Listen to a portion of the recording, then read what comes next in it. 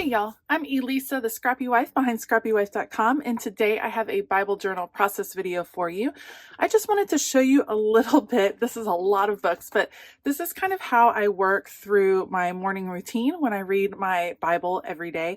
So currently I am working through the Arise study from Daily Grace Co. And so I start off my day with some scripture writing, and then I read and work through the study. And I take notes from the study in the book, and then I also take notes in my faith planner. I have a whole video about how I set up my faith planner, but you can see I skip to the month. I have my writing in here, and then I decorate each week. Currently, it's with Mandy Ford. And I take notes on what is going on, what I learned in the study, things like that. So a few notes every day. And then I have a separate prayer journal, you can see right here, that I put together from the Happy Planner with their new prayer inserts, Grace and Gratitude, which I think are awesome. So I put together my own prayer journal.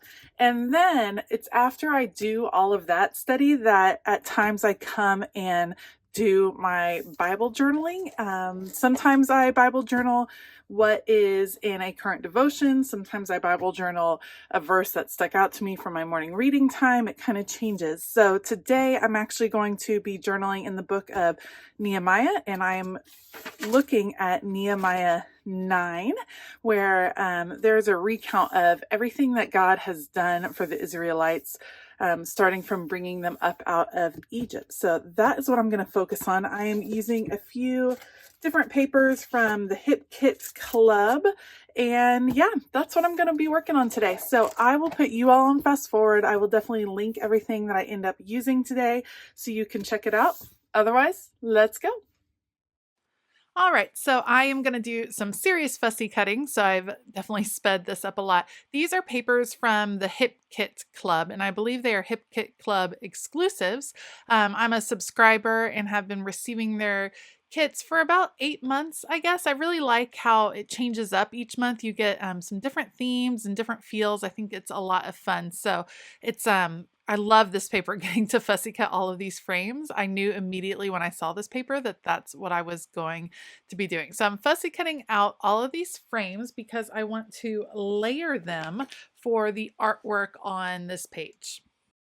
I am also going to be cutting out some different florals for this page that will layer with these frames, again from the Hip Kit Club. And this is an example of a Bible journaling page where the artwork does not necessarily pertain directly to what I am journaling, but working on this page, taking the time to do the art lets me have the time to kind of meditate on the verse. And as I was studying Nehemiah 9, the phrase prepare and repair kept coming to me over and over again. And Nehemiah 9 is basically a long prayer from the Israelites to God, kind of documenting all of the ways that he has shown up for them before. And it's really a God-focused prayer, which is something that I am personally trying to work on instead of just a list of my wants and needs and things like that, really focusing more on the character of God. And so that's what I spent time studying and spent time doing in my note taking and my prayer journaling. And this is just kind of to document that journey. And the phrase prepare and repair just reminds me of how God is always preparing a road for us. He's preparing a journey for us. He's prepared it all our lives. And when we mess up, he's there to help repair those situations as well. Okay, you saw me go ahead and come in with my Dina Wakley acrylic gloss sprays. I love these things because they work so well in Bible journaling for a mixed media feel that doesn't get so messy. So I started out with apricot, and now I'm coming back in with this turquoise color, and I did a half pump with the turquoise and with this green. I'll list all the colors below. And the half pump gives you more of a droplet feel as opposed to the spray, and I liked the different layers. Now, you're not actually supposed to use your heat tool with the Dina Wakley acrylics. I am, a rebel, and I held it plenty away from it. If you heat those up too much, they will actually burn on your page, and that it won't be good. So most of the spray gets covered up, but I like the little bits kind of peeking out here and there, kind of a messy art look. I was kind of playing with how I wanted the frames, but I decided to go back to my original plan, which was layering them. So I'm going to go ahead and use my adhesive tape glider. That is that big pink tape gun, the big Mama Jamma gun over there that it has great adhesive. I really like it. I know it takes some getting used to, but I really enjoy that particular adhesive. I feel like it holds really well in my Bible. So I'm going to adhere down all of these individual frames, and then my plan is to layer the florals on top of the frames, and I'm going to use some adhesive foam dots to kind of pop them up so you get a shadow. One of the things I love about this illustrating Bible is that it's spiral bound, so I don't have to shy away from adding bulk. I don't do it on every page. I don't do dimensional things on every page, but you can do it. And I think that's one of the fun parts about kind of investing in this Bible, especially if you are really enjoying Bible journaling and you're really starting to explore some different techniques. It's a great Bible to work in. One of my other favorite techniques right now is to also add in thread to my pages, especially if you're working in a regular Bible journal. Thread is not going to add any bulk, so you'll still be able to close it and it'll still work well. But I like just wrapping it around my fingers and then plopping it down on the page behind a piece of ephemera. I think it's just such a pretty look. The thread I'm using right now, it's hard to see on camera, but it actually has an iridescent quality to it, which I think is just beautiful. I just love the feminine feel of this page. It's kind of looking forward to spring, which now that the country is kind of engulfed in coldness at the moment with, I have family in Texas that was just it was crazy. I've never seen temperatures that low in Texas. And here in Northern Virginia, we're also having a bit of a cold spell, but it's more to be expected up here. So, with all that cold weather going on, I am very excited to kind of get to spring any week now.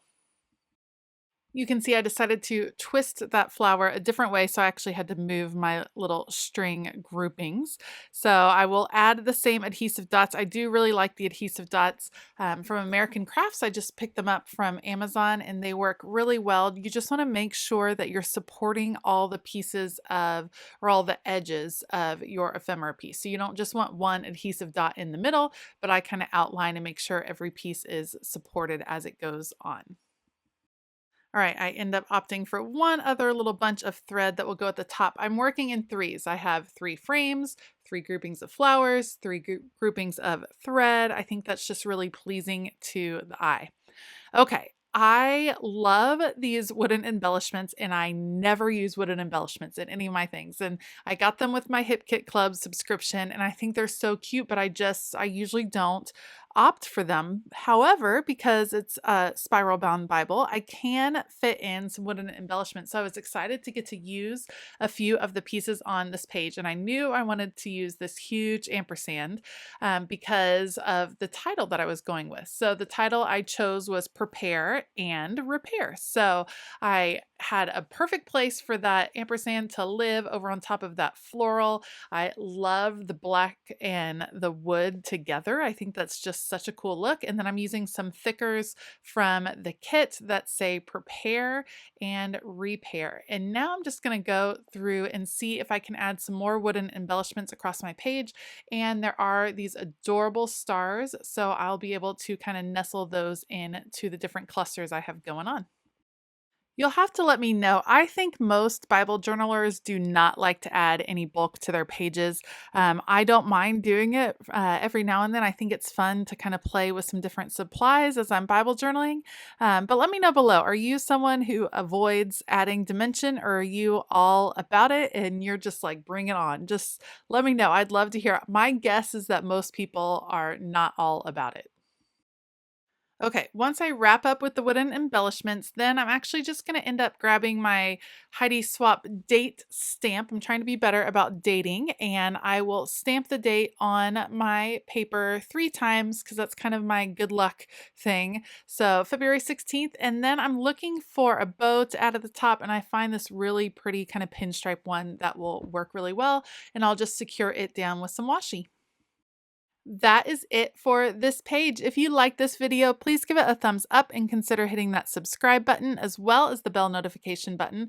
I have links to everything I used in the video down below. Heads up, those are affiliate links. They do not cost you any more, but they do go a long way to supporting this channel. I hope that you have a fabulous day, and as always, keep it creative.